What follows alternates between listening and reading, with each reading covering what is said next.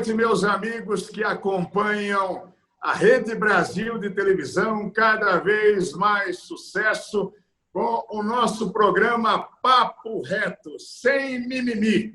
Estamos fazendo programas agora remotos em função do isolamento social, da pandemia, mas principalmente quando nós estamos discutindo, o mundo está discutindo saúde pública, o Brasil está discutindo saúde pública. Eu estou trazendo um convidado mais do que especial. Ele não é médico, não é um infectologista, não é um cientista, mas é um homem que dedicou a sua vida e tem dedicado a salvar vidas. Ele administra hoje o Hospital de Amor, o Hospital de Câncer, o Hospital do Câncer, que era de Barretos, mas que já tem núcleos em todo o território brasileiro. Com muita felicidade, um homem que, para mim, é uma referência quando se fala hoje de saúde pública. Toda vez que eu quero aprender de saúde pública, eu presto muita atenção no que ele fala. E é mais do que próprio nesse momento. Ele vai nos falar sobre a história do Hospital do Câncer, o trabalho de reabilitação e de reestruturação que ele fez na Santa Casa de Barretos, dizendo: tem jeito a saúde pública no Brasil, sim. E nesse momento de pandemia que nós precisamos ouvir as pessoas que têm sensibilidade pública. Hospital de Amor, que recebe mais de 10 mil pessoas por dia e dá muita solução, gera vida. Eu estou falando do Henrique Prata, meu amigo Henrique Prata. Prata, muito obrigado de participar do nosso programa. E aqui o papo é reto, do jeito que você sabe conversar mesmo. O programa chama Sem Mimimi. A saúde pública no Brasil tem jeito, Prata? Major, primeiro, muito obrigado de me convidar para a gente falar desse tema. Eu acho que nós dois temos uma identidade um pelo outro e temos até uma grande admiração um pelo outro, porque nós somos assim, nós somos do papo reto, nós não temos condições de avaliar o mais ou menos, o que não é certo, mas é que tem que ser feito. Nós queremos, nós estamos se identificando há muito tempo pelos valores de poder dizer que existe possibilidade absoluta do sistema de saúde pública do país ser correto. Ele foi planejado e escrito para ser o melhor, e é o melhor plano desenhado sobre saúde pública do mundo, indiscutivelmente. Mas o que não acontece de verdade na prática é que o interesse do terceiro setor, o interesse da iniciativa privada, e aí eu posso numerar os médicos que são dinheiristas, os comerciantes, os sábios investidores em serviços de saúde privada, enxergam claramente que o volume que o SUS tem a favor dele, que a demanda, a grande maioria do país, do usuário, são pessoas pelo SUS, são pessoas pobres, elas são dependentes, mais de 80%, não sei, 70%, 80%, deve ser dependente do sistema SUS. Mas o que eu já venho há muito tempo levantando essa bandeira e denunciando gravemente as mordomias, os subsídios, os financiamentos a favor do esquema da medicina privada, ter liberdade de usar, abusar e destruir o serviço do SUS. Por interesses do quê? Por interesses primeiro, de castrar o serviço SUS com 19 anos de congelamento da tabela SUS, porque se ele tivesse tido só a correção monetária desse período de 19 anos, ele não deixaria, ele poderia atender 100% da população do país só pelo serviço público. Não sobraria de forma nenhuma cliente para os serviços privados. De tão perfeito que ele foi desenhado, tão perfeito que ele tem capacidade de ser o sistema do SUS. Mas Aí, quando a inteligência do sistema financeiro, do sistema privado, enxergou tudo isso, ele foi nos castrando.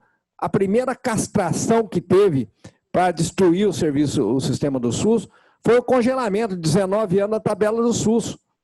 E aí, hoje, imagina, quando o Serra era ministro, só para ter uma referência, quando o Serra era ministro, o câncer custava, o governo federal pagava, o Ministério da Saúde pagava 80% do custo do câncer. Hoje paga 29%. Então, ninguém faz tratamento de câncer honesto pelo SUS. Não adianta, ninguém me prova, ninguém aparece na minha frente falando que faz um protocolo honesto, de começo, meio e fim, que faz na linha de primeira, na primeira linha de tratamento, faz da quinta linha. Então, o processo foi destruído por esse fator. Quando a gente tem hoje um case no câncer, que o senhor conhece tão bem, de qualidade, de fazer a primeira linha, de tratar do começo, meio e fim, como nós fazemos, me falta 30 milhões por mês do custo desse tratamento. Como nós temos, e eu sempre acreditei, pela minha fé, que quando você faz as coisas transparente, igual para todas, mas igual para todas mesmo, com a visão de Deus e não com a visão dos homens, que é tapeando alguns e fazendo para outros diferente dos outros, absolutamente igual. E por amor, é o que aconteceu. Nós temos tido dificuldades, muitas, mas sobrevivemos faltando 30 milhões por mês entre o que fazemos do SUS, do câncer, e o que fazemos enquanto o SUS paga. E quem, aí no meio, nós teríamos de ter 2 programas para falar que eu provo cientificamente aonde foi a inteligência do sistema privado que foi castrando o SUS e eu, não só pela experiência que eu vou falar, depois nós vamos ver, também falar a minha experiência na Santa Casa, a Santa Casa, que ainda tem um déficit em torno de 1,5 milhão esse ano, mas eu peguei com 3 milhões de déficit, eu aumentei 100% a produção da Santa Casa e diminuí 50% o déficit que existia, de 3 milhões passou para 1,5 milhão, mas aumentou 100%.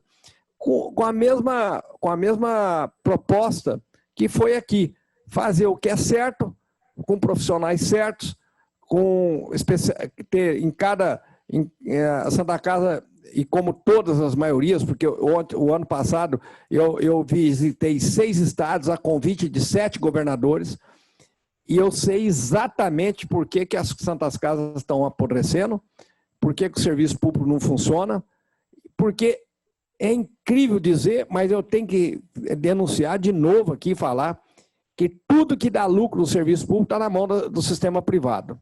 Tudo que tiver no serviço público, qualquer Santa Casa, qualquer lugar que tiver um serviço público funcionando, o que dá lucro é imagem, está tudo na mão do serviço terceirizado. Radioterapia está no terceirizado. Quimioterapia está no terceirizado.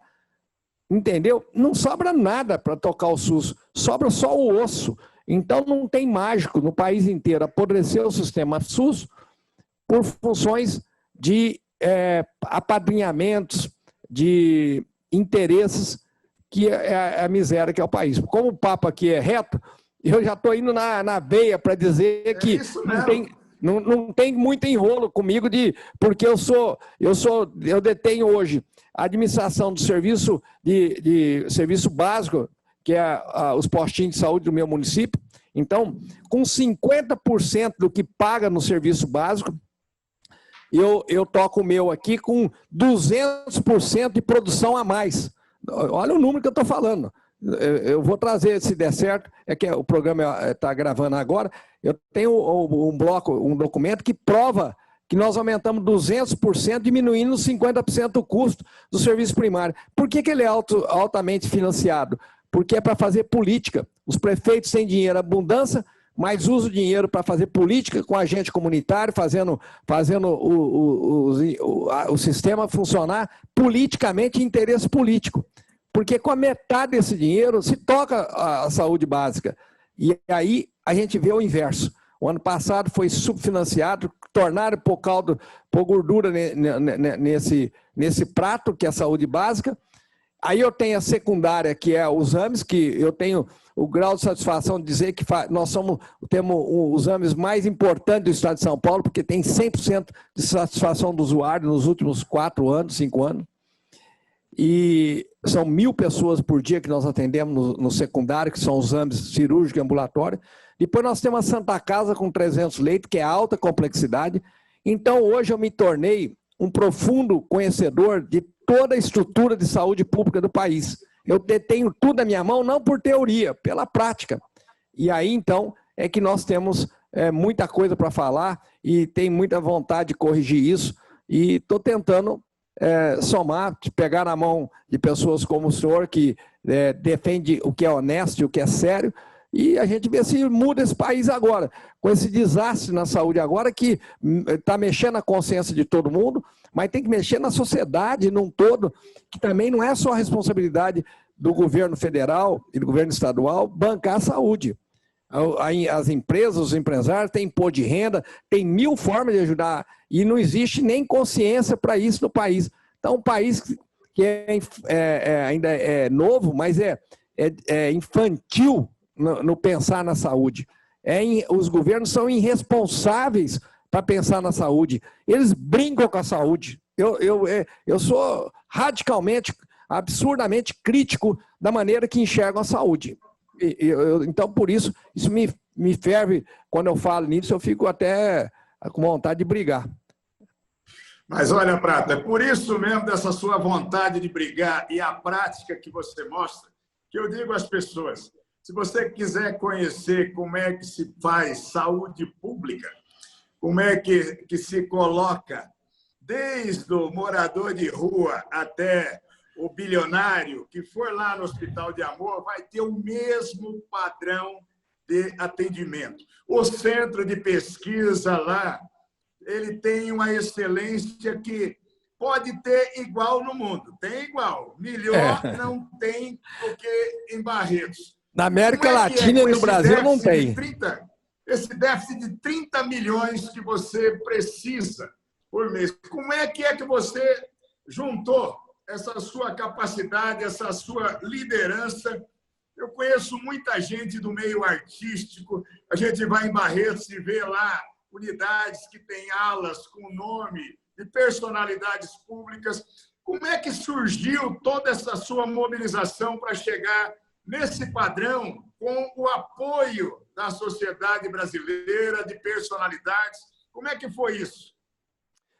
Major, deixa eu aproveitar e nós vamos lembrar aqui. Eu escrevo nesse livro e provei que essa história tem 30 anos que eu estou aqui administrando esse projeto, que foi a ideia, primeira, que eu senti força, o amparo que eu senti, foi do próprio usuário do hospital que me procurava, me incentivava a fazer que isso crescesse, que isso continuasse vivo.